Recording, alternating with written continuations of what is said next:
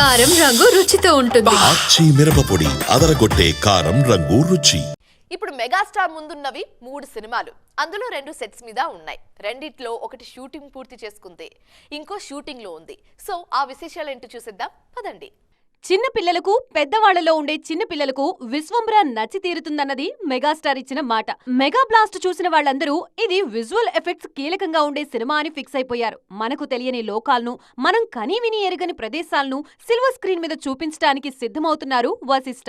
మంచి చందమామ కథలా ఉంటుందని సర్టిఫికేట్ ఇచ్చేశారు చిరంజీవి. సెకండ్ హాఫ్ మొత్తం విజువల్ ఎఫెక్ట్స్ ఉండడం వల్ల ప్రాజెక్ట్ లేట్ అవుతుంది, వచ్చే సమ్మర్ కి సినిమాని తీసుకురావడం ఖాయం, నాది భరోసా అంటూ డిక్లేర్ చేశారు మెగాస్టార్. ఓవైపు విశ్వంబర పోస్ట్ ప్రొడక్షన్ పనులు జరుగుతుంటే అంతకన్నా ముందే థియేటర్లోకి రావడానికి మెగా అనిల్ ప్రాజెక్ట్ సిద్ధమవుతోంది. విన్ విన్ సిచ్యువేషన్ ని క్రియేట్ చేయడంలో మెగాస్టార్ ని మించిన వారెవరు అంటూ ఆయన ప్లానింగ్ కి ఫిదా అవుతున్నారు ఫ్యాన్స్. మెగాస్టార్ బర్త్డే సందర్భంగా అనిల్ ఇచ్చిన ట్రీట్ కి ఫిదా అవుతున్నారు ఫ్యాన్స్. మెగాస్టార్ నుంచి మేం కోరుకునేది అచ్చం ఇదే కదా అని అంటున్నారు.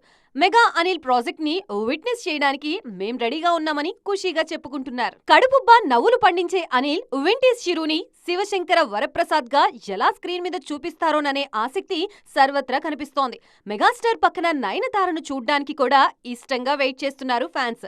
సిసలైన పండగ ఎలా ఉంటుందో టేస్ట్ చూడ్డానికి రెడీ అంటున్నారు.